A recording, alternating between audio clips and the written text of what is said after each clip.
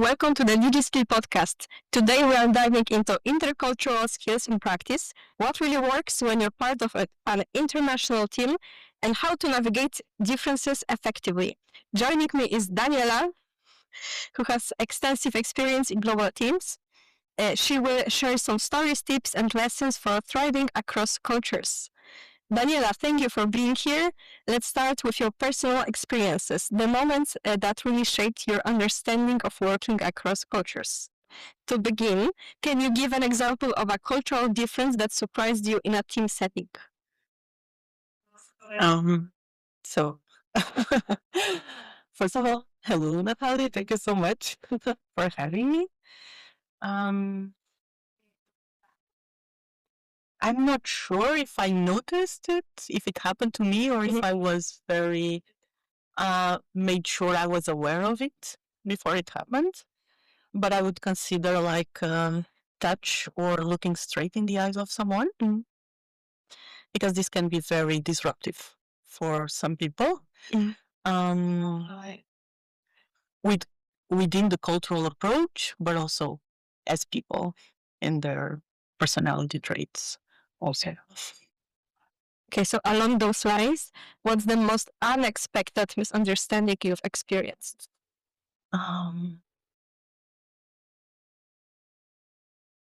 Maybe the fact that we can, even as professionals, we can still be more aware of our own culture instead of others, because it's the one that we experience the most. And it's very easy sometimes to don't give enough input, enough space to other people's needs. I was thinking about this example. Most of the activities, the big projects, we always have into consideration a lot of aspects, a balanced within age or geography or even cultural aspects.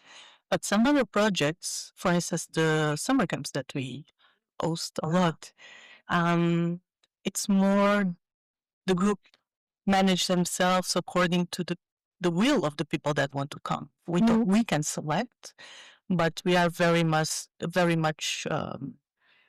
willing to host whoever wants to join us. And we have been seeing in the latest years a lot of constraints regarding visas, traveling. Some people are having bans on even within the visas. There are some countries that they cannot still go to. And a couple of years ago, in the end, we had this really small group that came for a work camp. And in the end, it was just one guy from India and, I don't know, 5 or 6 girls within a very different range of years. And the gap was between, I don't know, 18, 30, which for me, it's totally fine. When I work with Erasmus Plus, it's very within the norms. But for this person, a male who was the only male, the only guy in the group, having to experience the project itself with younger people, especially women, it was a very difficult in the beginning, even though he never said anything, and we only talked about in the end, the very end. But for me, it was something I didn't even thought about it because it made total sense. But not for him and the background that he brought to himself and the cultural background, because for him, a man in his 30s, it was not something that you would expect. So yeah, this was totally, I would give this as an example for. Nice one. And sometimes differences can create challenges, but they can also become advantages. Can you recall a moment when that happened? I think with the same example, because in the end, it was really interesting, because in the end, when we did the evaluation of the project and some sort of debriefing of it, the feedback that he gave us, it was that even though in the beginning it was a huge challenge for him, it was like the best part of the project itself because it was such a small group that they act as a family for 10 days. So he was kind of the protector of the girls somehow. And the girls were the ones who would introduce him to new stuff. Like, for instance, going to the seaside for one full day and enjoying just to be there. Something that he had never done in his life because going to the seaside, it has a very specific objective. You go there, you go into the ocean, you dry yourself and you go home. This in his mind is what makes sense. So I remember him sharing with us this being introduced to a new way of living, way more relaxed, but also because this is also a person very highly productive that couldn't think life without being working constantly. But yeah, I would also think about this example somehow. And when disagreements arise in multicultural teams, how do you usually handle them? I don't. No, I'm joking. Well, um, I think the only way that I can do it, because if I have to be honest, I'm not good with conflict. It's just lay everything there and talk about it. Let's just be very open about what's happening and how can we solve it as a group of people. Yeah, usually it's my approach. Okay. Thank you for sharing those stories. And let's move on into intercultural skills. So, which of intercultural skills do you think is the hardest to learn and why?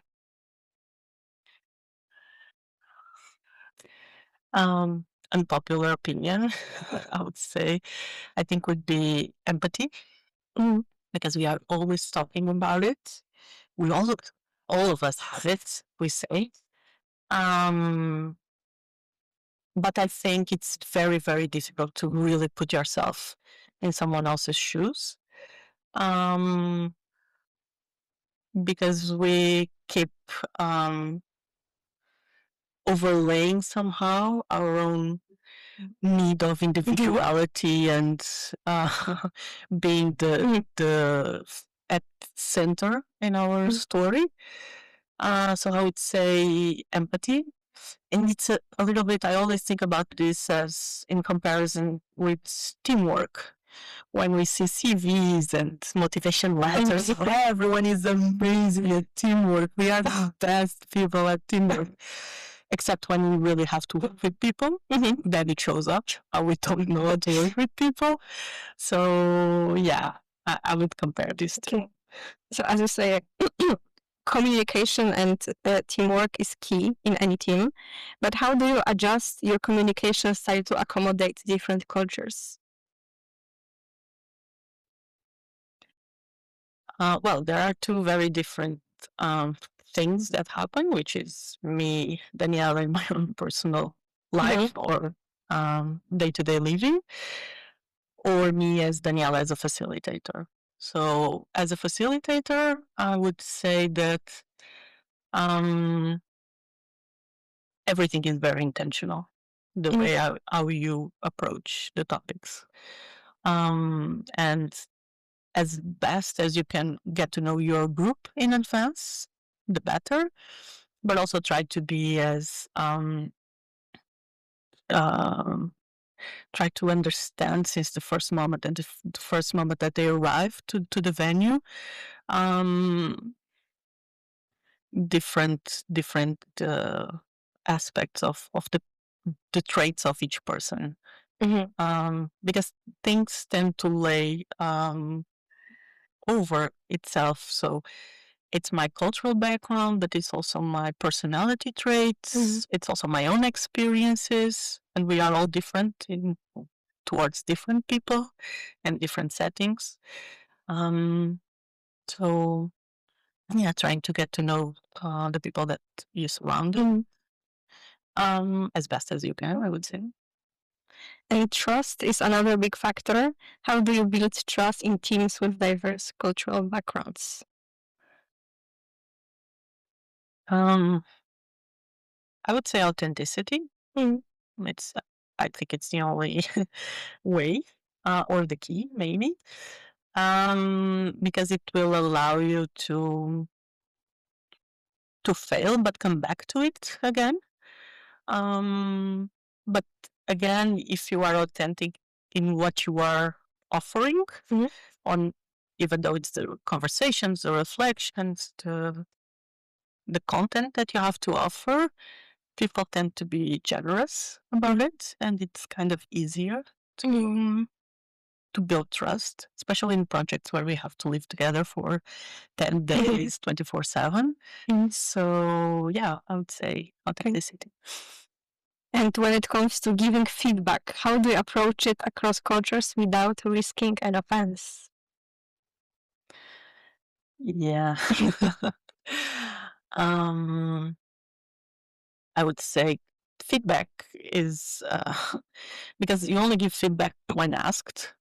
If you are saying others, if you are just doing something else, it has different names. So you can call it your own opinions, your non requested opinions, or some suggestions, or whatever.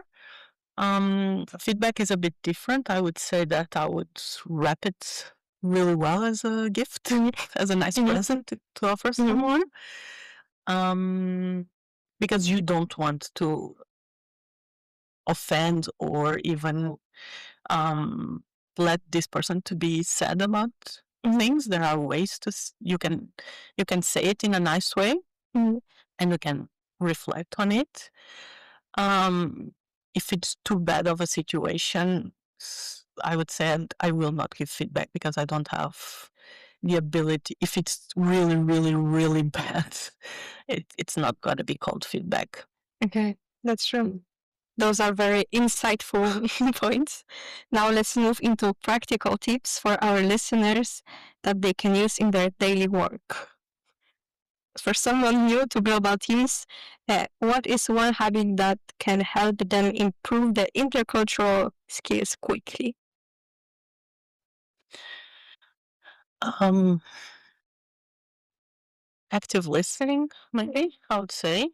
Um, I don't know. From my experience, people tend to arrive to teams and really want to stand out, which is cool.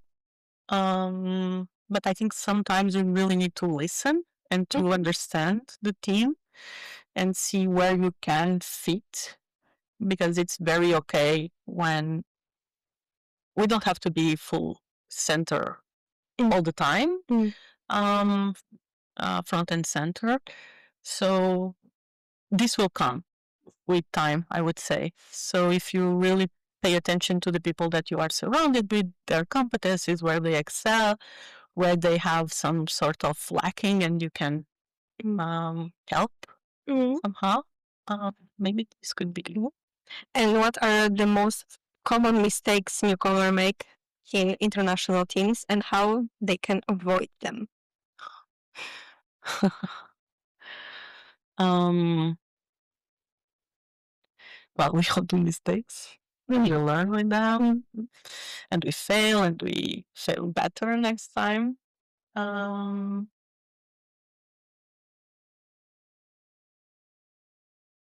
I don't know. Coming back to what I've said before, this being authentic and build on this sense of community. I think we tend to forget the community aspect of a team. Um, yeah, I'd say pay attention and be there when it's needed. I don't know, but I don't know if it's a mistake. It's just maybe a need on the other side. Okay, Daniela, thank you so much for sharing these insights and practical tips. I'm sure our listeners will find them very useful. To everyone listening, make sure to subscribe to the DigiSkill podcast so you don't miss our next episode on time zones, tools, and teamwork. You can also visit the DigiSkill website for more resources on digital and intercultural skills. Thank you for listening and see you in the next episode. Thank you.